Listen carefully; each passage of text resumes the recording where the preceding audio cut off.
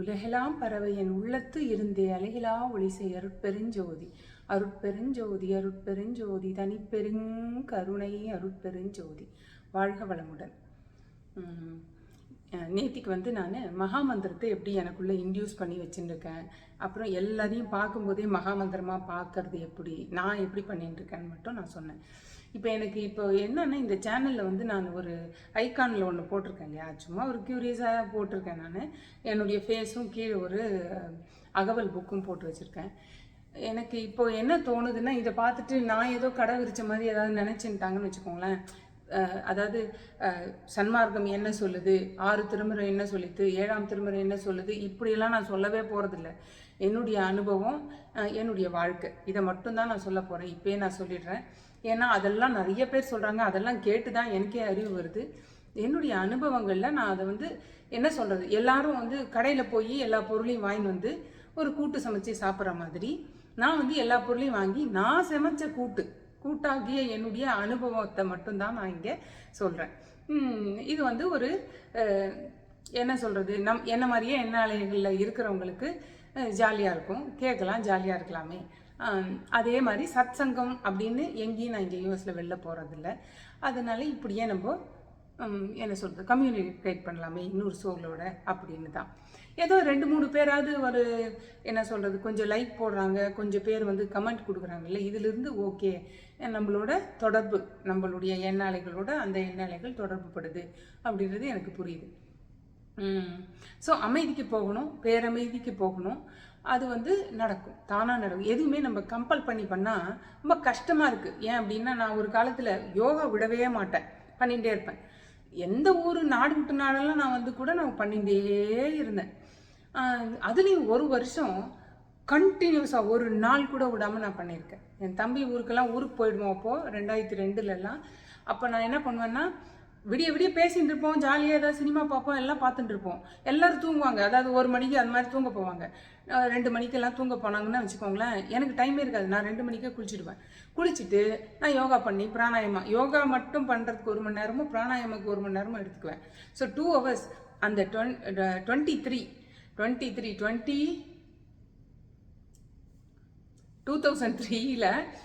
ஒரு இயர் நான் விடாமல் பண்ணியிருக்கேன். அதில் நினச்சா எனக்கு பிரமிப்பாக இருக்கும், பற்றியா விடாமல் பண்ணியிருக்கோம் போட்டு.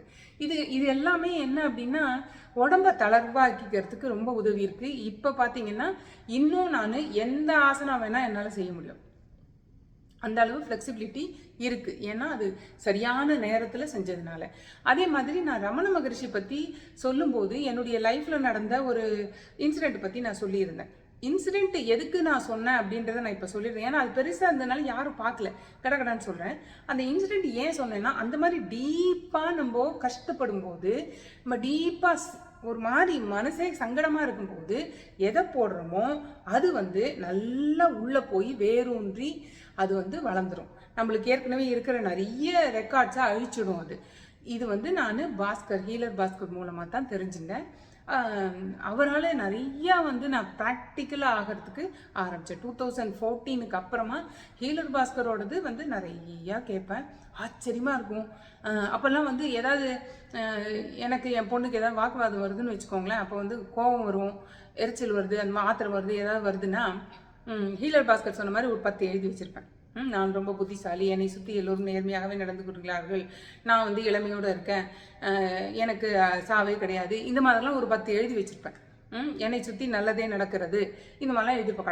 கடன்னு அது சொல்லுவேன். அது இனிமேல் சுலோகம் மாதிரி ஆகிப்போச்சு எனக்கு, கடன்னு சொல்லிட்டு இருப்பேன் நான். அது மாதிரி தான் நான் சொன்னேன். ரமண மகரிஷியோட அந்த 2 விழுந்து விருட்சமானதுக்கு ரீசன் என்னென்னா, அப்போ நல்லா ஆழ்ந்து உழுது பண்ணுறோம் பார்த்தீங்களா நிலத்தை, அந்த மாதிரி ஒரு பெரிய காயம் என்னுடைய மனசுன்னு சொல்லப்படுற ஒரு என்ன சொல்கிறது, எண்ணெய் பதிவுகளோட கூட்டத்துக்குள்ள ஒரு காயம். எப்படி அப்படின்னா, பயந்துட்டோம். அப்போ பயந்துட்டோம். ஆக்சுவலாக ஒன்றுமே இல்லை, அது அன்றைக்கே நாங்கள் வீட்டுக்கு வந்துட்டோம். அங்கே எல்லாருமே வந்துட்டோம். நான் எங்ககிட்ட இந்த காசு மட்டும் தான் அவங்க வாங்கி வச்சுருந்தாங்க. காசு கூட இல்லை, அது ட்ராவலர் செக்கு, அதை வாங்கி வச்சுக்கிட்டாங்க. எனக்கு அவ்வளோ அப்பாவி, நான் ட்ராவலர் செக்லாம் போடும்போது தான் சைன் பண்ணணுமா, நான் ஏற்கனவே சைன் பண்ணி வச்சுருந்தேன். அதெல்லாமும் நல்லதாக போயிடுது. என் சைன் இருக்குது அதில், என் ஹஸ்பண்ட் சைன் ஒன்றுமே இல்லை, என்னோடய சைன் தான் இருக்குது. அதனால் ஜட்ஜு இப்போ இது பாவம் தெரியாமல் போட்டு வச்சிருப்பாரு, இந்த மாதிரிலாம் போடக்கூடாதுன்னு எனக்கு வந்து அட்வைஸ் வேற கொடுத்துருக்காரு இவர் மூலமாக. ஒன்றுமே இல்லை, அன்றைக்கி நாங்கள் உட்காந்துட்டு இருந்தோம், வீட்டுக்கு நாங்கள் வந்துட்டோம். அப்புறமா ஒரு 2 வாரம் 3 வாரம் கழித்து, இல்லை ஆக்சுவலாக ரொம்ப நாள் கழித்து நினைக்கிறேன், 1 மாதம் கழித்து ஹையரிங் மாதிரி இருந்தது. அங்கே போயிட்டு இவர் ஹியரிங்கா அது போயிட்டு இவர் ஏதோ சொல்லிவிட்டு ஃபைன் வந்துட்டார். அவ்வளோதான், ஒன்றுமே இல்லை, $300 ஃபைன் போட்டாங்க. ஆனால் அந்த இடைப்பட்ட காலத்தில் நான் பயந்தேன் பார்த்தீங்களா, அந்த பயம் வந்து அப்போது வந்து நான் ரமண மகரிஷியோட புக்ஸ் படிக்கும்போது அது வந்து டீப் ரூட்டடாக போயிடுது. இதெல்லாம் வந்து ஹீலர் பாஸ்கர் சொல்லும்போது எனக்கு புரிஞ்சுது, ஓஹோ இதனால தான். அதே மாதிரி வேலுக்குடி கிருஷ்ணன் டீப் ரூட்டடாக எப்படி போச்சுன்னா, அந்த காலகட்டமெல்லாம் என்னோட வந்து 30s இருக்கேன். அப்போ இன்டென்ஸ் லைஃப் எப்படி அப்படின்னா, என் மாமனார் உயிரோடு இருந்தார், இந்தியாவில் இருந்தார். யோசிச்சு பாருங்களேன், அவரோட 2 சன்னும் யூஎஸில் இருக்கும். எங்கள் நாத்தனார்லாம் தான் பார்த்துக்கிற மாதிரி ஆகிப்போச்சு. ஸோ எல்லாமே ஒரு 20 இயர்ஸ் பேக். என்னோட நாத்தனார்லாம் என்னோட ரொம்ப பெரியவங்க. ஏன்னா என் வீட்டுக்காரர் கடைசி பையன், சின்ன தம்பி, எல்லாருக்கும் கடைசி தம்பி. அதனால யோசிச்சு பார்த்தீங்கன்னா, ஜென்ரேஷன் கேப்னால எப்படி இருந்திருக்கும் அந்த சுச்சுவேஷன், நான் எப்படி ஹேண்டில் பண்ணியிருப்பேன், எனக்கு எப்படி இருக்கும், இது எல்லாமே சேர்த்து என்ன எடுத்து ரொம்ப ஸ்ட்ரெஸ்ஸாக இருக்கும். அந்த ஸ்ட்ரெஸ்ஸில் எனக்கு ஸ்ட்ரெஸ் பர்ஸ்டர் என்ன அப்படின்னா வேலுக்குடி கிருஷ்ணன் தான். ஸோ அப்போ யோசிச்சு பாருங்கள், அப்போது அந்த டீப்பாக இருக்கிற அந்த ஸ்ட்ரெஸ் பீரியடில் வேலுக்குடி கிருஷ்ணன் அந்த விதையை போட்டாச்சு. அந்த பக்தி தழைச்சி, தாய்மை தழைச்சி, அந்த தாய்மையோட ஒன்றிய அம்மா அம்மா அம்மா தாயா தாயா தாயா தாயான்னு அப்படி நான் இருந்தேன். ஏன்னா அந்த தாய்மை தான் என்னை காப்பாற்றி, அந்த தாயார் தான் என்னை கரை சேர்த்ததே இல்லையா. அதனால நான் வந்து அப்படி அதே மாதிரி இந்த ரமண மகரிஷியோட தாட்ஸ் உள்ளே போகும்போது எனக்கு பெரிய என்ன சொல்கிறது, ஸ்ட்ரெஸ், பயம். ஸோ இந்த மாதிரி பெரிய ஹெக்டிக்கான காலத்தில் சரியான விதை வந்து விழுந்தது, அது மரமாச்சு. அது என்ன நம்ம வள்ளல் பெருமான் கிட்ட கூட்டின்னு வந்தது. அதுதான் எனக்கு பிரமிப்பாக இருக்குது. இதெல்லாம் தானாக நடந்தது தான். இதை பார்க்கும்போது தான் எனக்கு தெரியுது, நம்ம முயற்சியை விட தன்னிச்சையாக நடக்கிறது எவ்வளோ நல்லது. அது ஸ்லோவாக தான் எனக்கு புரிஞ்சுது. நான் ஆஞ்சநேயர் வரைஞ்சி வரம் கேட்பேன்னு சொன்னேன் இல்லையா. ஆனால் என் பொண்ணு காலேஜ் வரும்போதெல்லாம் அதெல்லாம் விட்டுட்டேன் நான். ஏன்னா எனக்கு தெரிஞ்சு போச்சு எல்லாமே அந்த தெய்வாதீனமாக நடக்குது, தெய்வத்தின் அதீனம், தெய்வத்தின் கீழ் பார்வையில் நம்ம இருக்கோம், அதுதான் நடக்குதுன்றது நல்லா புரிஞ்சு போச்சு. அதனால நான் வரைகிறது, டிமாண்ட் பண்ணுறது எல்லாத்தையும் விட்டுட்டேன். அப்போ வந்து என் பொண்ணு கோவம் வரும், ஊருக்கெல்லாம் வரைஞ்சேன், எனக்கு மட்டும் வரைய மாட்டியா அப்படின்னு சொல்லுவாள். அது அப்படி ஆகிடும். இப்போ அப்படி தான் ஆகும் லைஃபு. இப்போ எங்கள் அப்பா கூட அப்படி தான் ஊருக்கெல்லாம் பண்ணுவாங்க, எனக்கு வரும்போது வயசாகிடுது, டைம் ஆகிடுது. அப்போ நான் சொல்லுவேன், ஊருக்கெல்லாம் கொடுத்தல, எனக்கு மட்டும் வரும்போது என்ன முடியல உனக்குன்னு. அப்படி ஆகும், அப்படி தான்ப்பா ஆகும். ஏன்னா எல்லாருமே நம்ம வளர்கிறோம், ஒரு நாளைக்கு ஒரு அறிவு வருது. இப்போ 50 வயசில் இருக்கிற அறிவு எங்கேயாவது 30 வயசில் இருக்குமா? நம்மளை சுற்றி இருந்தவங்களும் சரி, அப்போ வந்து அவங்க வயசுக்கு தகுந்த மாதிரி தான் அவங்களால அந்த அனுபவத்தில் அவங்களால நடந்துக்க முடியும். அதனால இது தெய்வமாக பார்த்து நம்மளுக்கு நல்ல ஆயுசை கொடுக்கணும். நம்ம வந்து அதுக்கு உடம்ப ஒழுங்காக வச்சுக்கணும். தெய்வம் ஒன்றும் பண்ண முடியாது, நம்ம தான் ஒழுங்காக உடம்ப வச்சுக்கணும். ஒழுங்காக வச்சுக்கணும், ஸ்ட்ரெஸ் இல்லாமல் பார்த்துக்கணும். எப்படி பார்த்துக்கணும் அப்படின்னா, அவரவர் மனநிலையில் அவரவர் இருக்காங்க. இது வந்து சொல்லலாம், எப்போ நான் சொல்லலாம், என் வயசில் இருக்கிறவங்க சொல்லலாம், அதுக்கு முன்னாடி இருக்கிற சின்ன குழந்தைங்களாம் எப்படி புரிஞ்சுக்கும். கஷ்டம்தான், ஆனால் புரிஞ்சுன்னா கொஞ்சம் ஈஸியாக இருக்கும். வாழ்க்கை வந்து அவ்வளோ வேஸ்ட் பண்ண வேணாம். ஆனால் ஆக்சுவலாக அந்த இப்போ இருக்கிற ஜென்ரேஷன் பார்த்தீங்கன்னா அவ்வளோ பெருசாக யோசிக்கிற மாதிரி தெரியல, நம்மளுக்கு தெரியாது அவங்க மென்டாலிட்டி என்ன எப்படின்னு. என் பொண்ணெல்லாம் யோசிப்பா, என் பொண்ணெல்லாம் ரொம்ப, அதாவது போஸ்ட்பான் பண்ணுற பேர் வழின்னு அதை பற்றியே யோசிக்கிறது. வரும்போது பார்த்துக்கலாம் அப்படின்னா வர வரைக்கும் அந்த மண்டைக்குள்ளே இருக்கும்.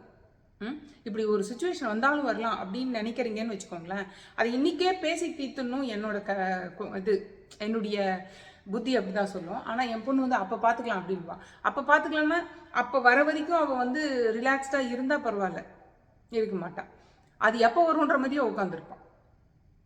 அதனால இதை அவரவர் அவங்க வாழ்க்கையில் அவங்க புரிஞ்சுட்டு நம்ம அறிவை பயன்படுத்தி எப்பயுமே சாஃப்டாக அன்பாக இருக்கிற மாதிரி பார்த்துக்கணும். எதையோ ஆரம்பித்து வழக்கம் போல் எங்கோ சென்று விட்டேன். இதனால நான் என்ன சொல்கிறேன்னா, ஏதாவது ஒரு வருத்தம், சின்னதாக ஒரு கோபம் எது வந்தாலுமே படக்குன்னு ஹீலர் பாஸ்கர் சொன்ன மாதிரி ஒரு நல்லதாக ஒரு 4 இல்லை 10 எழுதி வச்சுக்கோங்க. உங்களுக்கு தேவையானது கட கட கட கட கட கட கடன்னு அதை அதில் போடுங்க. அது கண்டிப்பாக ஒர்க் ஆகுது, எனக்கு ஒர்க் ஆகிருக்கு. சாப்பிடும்போது ஹீலர் பாஸ்கர் சொன்னதெல்லாம் நான் ஃபாலோ பண்ணியிருக்கேன். அப்போது எப்படின்னா, சாப்பிடும்போது, தண்ணி குடிக்கும்போது, கோபம் வரும்போது, எரிச்சல் வரும்போது, இந்த மாதிரி நெகட்டிவ்லாம் ஏதாவது நம்மளுக்கு எமோஷன் தாக்கும்போது, அப்போ வந்து கட கட கட கட கடன் போட்டுறது. அதே மாதிரி தூங்குறதுக்கு முன்னாடி அந்த 10ஐயும் சொல்லிடுறது, தூங்கி எழுந்த உடனே அப்படி சொல்லிடுறது. இப்படி பண்ணிகிட்டே இருந்தேன். அது என்ன ஆயிடுச்சுன்னா ஒரு காலகட்டத்தில் ஸ்லோகம் மாதிரி ஆகிப்போச்சு. இப்போ சத்குரு சொல்லுவார் இல்லையா, நான் வந்து உடல் இல்லை, நான் மனமும் இல்லை அப்படின்னு சொல்லுவார். ஆக்சுவலாக அவர் என்ன சொல்கிறாரு, அப்படி நீ உணரணும். சொல்கிறது இல்லை, மந்திரம் மாதிரி ஆயிடுத்து. நாளடைவில் நான் உடம்பு இல்லை, நான் மனசு இல்லைன்னு நான் பாட்டு சொல்லிட்டு இருப்பேன். மனசு இல்லை அப்படிங்கிறது உரைக்கணும், உடம்பு இல்லைங்கிறது உரைக்கணும் இல்லையா. அவர் சொல்கிற அந்த ஃபஸ்ட்டு ப்ராக்டிஸ் இன்னர் இன்ஜினியரிங் போகிறதுக்கு முன்னாடி அவர் கொடுத்த எளிமையான ப்ராக்டிஸ் என்ன அப்படின்னா, டெய்லி ஒரு 24 to 40 minutes நீ உட்காந்து, இல்லை 1 hour உட்காந்து, நான் இன்ஹேல் பண்ணும்போது நான் உடல் இல்லை, எக்ஸேல் பண்ணும்போது நான் மனமும் இல்லை இப்படி சொல்லணும். I am not the body, I am not even the mind அப்படி சொல்லணும். ஆனால் அது வந்து சொல்கிற அப்போவே நான் நினச்சேன், சொல்கிறதா அது உணர்றதான். இப்போ நீங்கள் பாருங்களேன், நம்ம சொல்லிகிட்டே இருப்போம். சொல் வந்து உணர்வாக மாறும்போது சொல் விட்டுடும். சொல் வந்து நிஜமாவே நான் உடல் இல்லை இன்ஹலேஷன், நான் மனமும் இல்லை எக்ஸலேஷன். உள்மூச்சு வாங்கும்போது நான் உடல் இல்லை, வெளிமூச்சு விடும்போது நான் மனம் இல்லை. மனம் தானே பறந்து விரிஞ்சு போகுது. அப்படின்னா அப்படி ஒரு பிக்சரைஸ் பண்ணி வச்சுருந்தேன். ஸோ அப்போது நாளடைவில் இந்த சொல் உணர்வாக மாறணும், ஆயிடும். அது எங்கேயாவது யோசனை இதை ஸ்லோகம் மாதிரி சொன்னோம்னா பிரயோஜனப்படாது. ஸ்லோகமே முதல்ல அப்படியெல்லாம் சொல்லக்கூடாது. அதில் இருக்கிறத புரிஞ்சுட்டு சொன்னோம்னா அதில் இருக்கிற ஃபார்முலா என்னன்னு தெரிஞ்சு கணக்கு போட ஆரம்பிச்சிருவோம் வாழ்க்கையில். ஆனால் யார் செய்கிறா? நிறைய பேர் செய்யறதில்ல. நான் வந்து இப்போ பார்த்துட்டே இருப்பேன், என் வீட்டுக்காரெலாம் வந்து மூலாதாரம், மூன்றெழுக்கணலை, காலால் எழுப்பி, கணக்கறிவித்து, இந்த மாதிரி ஏதோ சொல்கிறாரு. ஒரு ஔவையார் அகவல் போல் இருக்குது, அவை பிராட்டி எழுதினது. இது ஃபார்முலா தானே. காலால் எழுப்பணும்னா மூலாதாரத்தில் இருக்கிற அந்த 3 கணலை, காலால்னா காற்று, மூச்சால் எழுப்பி மேலே கொண்டு வந்து, இது குண்டலினி பயிற்சி தானே, இதை தானே செய்யணும். ஆனால் அவர் அப்படி இல்லை எனக்கு தெரிஞ்சு. இப்போ ஒரு 10 வருஷமாக சொல்லிட்டு இருக்காரு. அந்த ஃபார்முலாவை டெய்லி போய் சாமி கிட்ட சொல்லிட்டு அவர் வேலையை பார்ப்பார். இப்போ புரியுதா? நம்ம வந்து என்ன பண்ணுறோம், அந்த ஃபார்முலாவை வச்சு கணக்கு போட்டு, வாழ்க்கையில் கணக்கு போட்டு விடை கண்டுபிடிக்கணும். ஃபார்முலாவையே சொல்லிட்டு சாகவே கூடாது, வேஸ்ட். அது ஃபார்முலாவே நீ கடைசி வரைக்கும் சொன்னா எப்போ நீ கணக்கு போடுறது? தப்போ சரியோ அந்த ஃபார்முலா வச்சு கணக்கு போட்டே ஆகணும். அவங்கெல்லாம் ஃபார்முலா கொடுத்துட்டு போனால் நம்ம ஃபார்முலாவை மனப்பாடம் பண்ணி அவங்களுக்கு நேரமே போய் ஒப்பிச்சா அவங்களுக்கு எவ்வளோ கடுப்பாக இருக்கும், ஔவையாருக்கு எவ்வளோ கடுப்பாக இருக்கும். அப்படியெல்லாம் நம்ம பண்ணக்கூடாது. என்ன, நான் உடலிலே நான் மனமும் இல்லை அப்படின்னா கொஞ்ச நாள் தான் வார்த்தை, அதுக்கப்புறம் உணர்வாயிடணும். அப்போ நம்ம ஆட்டோமேட்டிக்காகவே நம்ம உணர்ந்து போயிடுவோம். நம்ம உடம்பில்லை, நம்ம மனசும் இல்லைன்னு. ஸோ எல்லா வார்த்தையையும் உணர்வாக்குங்க. உணர்ச்சி வசப்படுறத எப்படியாவது குறைக்கணும் அப்படின்னா எப்படி குறைக்கலாம் முடியாது. அறிவு வர வர உணர்ச்சி வசப்பட மாட்டோம். ஏன்னா இது என்னுடைய எக்ஸ்பீரியன்ஸ். நான் வந்து உணர்ச்சி வசப்பட்டு என்ன நானே அடிச்சுக்குவேன்னு சொல்லியிருக்கேன். இங்கேருந்து டைனிங் டேபிளில் அத்தனை சாரி நான் உடச்சிருக்கேன் கோவத்தில். ஒன்றுமே இருக்காது. நான் சொன்னேன்னு வச்சுக்கோங்களேன், இதெல்லாம் போய் ஒரு பிரச்சனையா. ஆனால் எனக்கு ஒத்துரும் இல்லை. என் ஹஸ்பண்டுக்கு நான் சொல்கிறது சரியாக புரியல அப்படின்னா, என் குழந்தை விஷயமா அவள் ஏதோ போகிறா, அது பண்ணணும்னு ஆசைப்பட்றான்னா ஏதாவது ஒரு தடை போட்டார்னு வச்சுக்கோங்களேன், எனக்கும் வரும். சொல்லுவேன், கேட்க மாட்டார். போட்டு சேரை போட்டு உடச்சி விட்டுருவேன். ஏன்னா அதுதான் பக்கத்தில் இருக்கும், உடச்சிடுவேன். லேப்டாப்பை ஒரு தடவை போட்டு தூக்கி போட்டுட்டேன், போயிட்டது. ஏன் போச்சுன்னு அவர் கேட்கக்கூட இல்லை. எப்படின்னா, என்ன இவங்க இப்படி பேசுகிறாங்க, அவ்வளோ வெறி பிடிக்குமா இவங்களுக்குன்னு நினைக்காதீங்க. அவ்வளோ சாஃப்டாக நான் ஒருத்தரை பற்றி ஒரு பெர்செப்ஷன் வச்சுருப்பேன் இல்லையா, அது உடையும் போது என்னால் தாங்கவே முடியாது. அந்த காரணம் என்ன அப்படிலாம் நம்ம சொன்னோம், ஜஸ்டிஃபை பண்ணலாம். ஒரு மனுஷனும் நம்ம பண்ணது சரி அப்படின்னு சொல்கிறதுக்கு முடியும். ஏன்னா அவங்க பாயிண்ட் ஆஃப் வியூவில் அது சரிதான். நான் எதுக்கு சொல்லலைன்னா, உணர்ச்சி வசப்பட்டோம்னா இப்படி பொருள் சேதம் நடக்கும், உடம்பும் சேதம் ஆகும். போட்டு அடிச்சுட்டா என்ன ஆகுது மண்டைக்கு. அதனால நான் சொல்கிறேன், முன்னோடியாக இருந்து நான் சொல்கிறேன், இந்த மாதிரி முட்டாள்தனம் எல்லாம் செய்யாமல் உணர்வுக்குள் போக பழகுங்கள். உணர்வுக்குள்ளே போனால் தான் புரிய முடியும், புரிஞ்சிக்க முடியும். அந்த அருட்பெருஞ்சோதியை புரிஞ்சிக்க முடியும். உணர்வாக கலக்கணும்.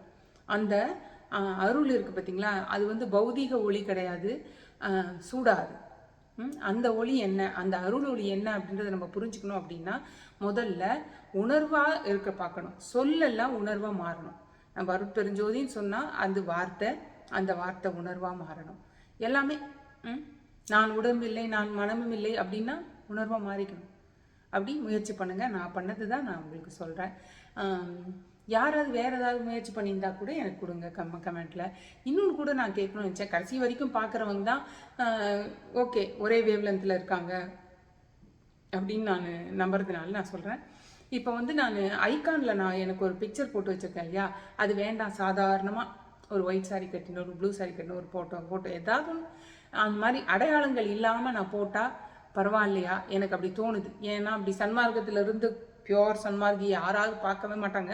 அப்படி பார்த்துட்டாங்கன்னா இது என்ன வளருது, தப்பு தப்பாக சொல்கிறார் இவர், அப்படி இப்படின்னு அந்த வம்புக்கெல்லாம் நான் வரதாவே இல்லை.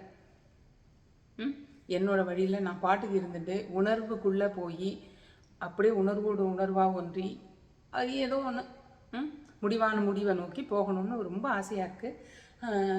அதனால் நீங்கள் சொல்லுங்கள், அந்த ஐக்கானை மாற்றிடலாமா, மாற்றினா ஓகேவா, எனக்கு வந்து ஏதாவது சஜஷன் கொடுத்தீங்கன்னா ரொம்ப நல்லாயிருக்கும். சரியா? இந்த மாதிரி சன்மார்க்கம் இந்த வார்த்தையெல்லாம் யூஸ் பண்ணாதானே அவங்களாம் வந்துடுறாங்க. சிவன் சக்தி இந்த மாதிரி வார்த்தையெல்லாம் யூஸ் பண்ணாதானே வம்பு. அதெல்லாம் இல்லாமையே ஒரே எனர்ஜி லெவலாக பார்த்து வள்ளல் பெருமான் வழி தான், வள்ளலார் சொன்ன அதே வழி. அவர் மட்டும் சொல்கிறார் இல்லையா, அவர் நம்மளை சொல்கிறார் இல்லையா, எவ்வகை தந்திரத்திலாவது உங்களோட நெற்றிக்கணை திறந்து கொள்க அப்படின்னு சொல்கிறாருல்ல. எவ்வகை வேணா எப்படி வேணா, அப்படி தான் நானும் சொல்கிறேன். எவ்வகை வேணா. ஆழ்வாரும் இதை சொல்லியிருக்காரு. ஒரு ஆழ்வார் சொல்லியிருக்காரு, வழி இல்லாத வழியிலாவது நான் வந்து உன்னை அடைவேன் அப்படின்னு.